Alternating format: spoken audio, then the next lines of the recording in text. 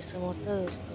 कशा आहात? चांगलेत ना? चांगलेच राहा. तर आज मी बनवलेले उपासाचे आप्पे बनवलेले आहेत. खूप छान आणि टेस्टी आप्पे ते तुम्हालाही नक्की आवडतील. तर आणि हे मधून अगदी बाहेरून अगदी कुरकुरीत आणि मधून एकदम स्मूथ मऊसर आलेले आहेत आणि हे खूप टेस्टी आहेत आप्पे. हे तुम्ही शेंगदाण्याची चटणी या शेंगदाण्याचे आमटीबरोबर खाऊ शकता, कुठल्याही याच्याबरोबर खाऊ शकता.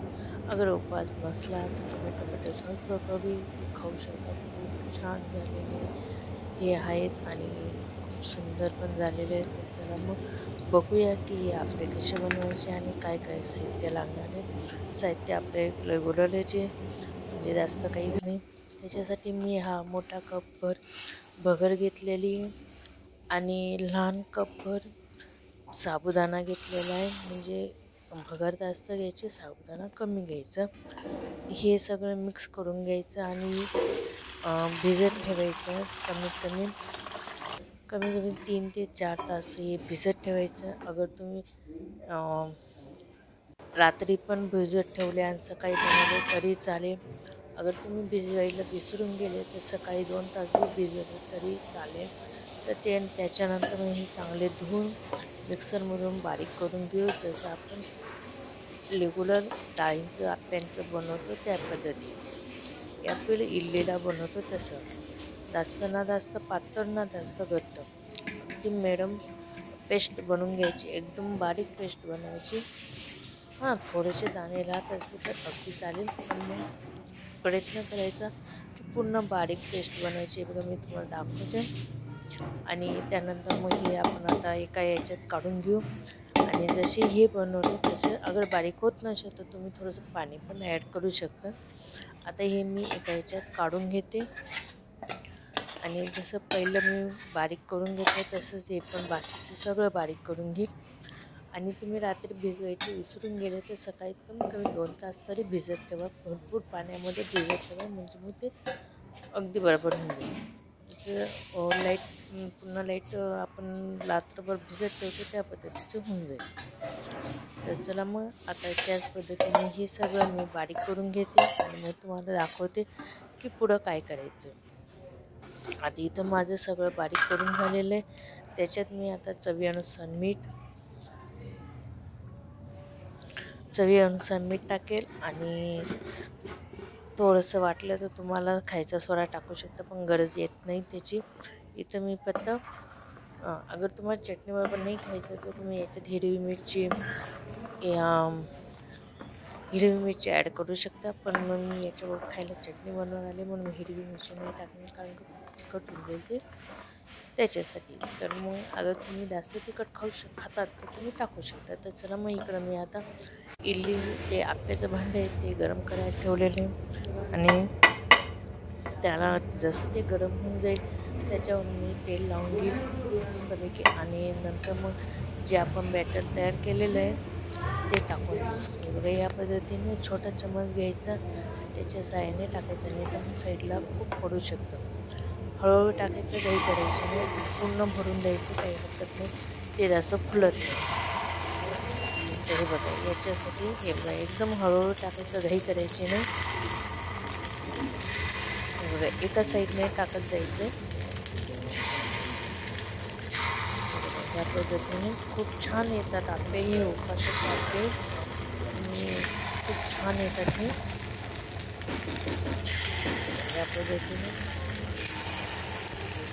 पद्धतीने मी सगळे टाकून घेतलेले आहेत. आणि आता याच्यावरनं मी झाकण म्हणजे माझ्या भांड्याचं झाकण आहे ते मी झाकून देईल आणि 5 ते 10 मिनटं ठेवायचं. अगर तवा जास्त गरम असला ना तर 5 ते 10 मिनटं लगेच होऊन जाते. पण अगर तुमचं गरम होऊन असेल तर पण जास्त वेळ लागू शकतो. आता हे बघा मी चेक करते की झालेत का नाही, पण वरून मला वाटते ते झालेले आहेत. तुम्ही बघू शकता हे बस किती सहज निघून जात आहे ते. आधी साईडने मोकळं करून घ्यायचं आणि मग बाहेरच्या साईडने हे करायचं. हे बघा किती सहज निघून जात आहे, कारण की ते तवा चांगला गरम झालेला आहे आता, म्हणून मग ते लगेच निघून जाते. अगर तवा जास्त चांगला गरम नाही झाला तर मग ते नाही निघणार, ते तिथं चिटकून जाते. आणि तेल पण चांगलं लावायचं, सगळी साईडने लावायचं, म्हणजे ते चिटकणार नाही. इथे या पद्धतीने सगळे काढून घेते. या पद्धतीने खूप छान झालेले, सुंदर झालेले. कलर तुम्ही बघू शकता किती छान आलेला आहे. आणि ह्याच पिठाचे तुम्ही डोसे बी बनवू शकता. पण तुम्हाला आपले नाही बनवायचं, तुम्ही याच पिठाने डोसे बनवू शकता. आणि डोसे खूप छान येतात. हो, कारण की इडलीला आणि डोस्याला ह्या पिठाने तुम्ही इडली बनवू शकता, डोसे बनवू शकता, की आप्पे बनवू शकता. तुम्हाला पाहिजे ते बनवू शकता. डोसेही खूप छान येतील आणि इडली पण खूप छान येते. आता हे थोडेसे दोघं साईडने मी गोल्डन फ्राय होऊ देईल आणि नंतर मग परत काढून घेतो. ते झालेले आहेत आणि सुरीच्या साहाय्याने मी सगळे काढून घेईल. या पद्धतीने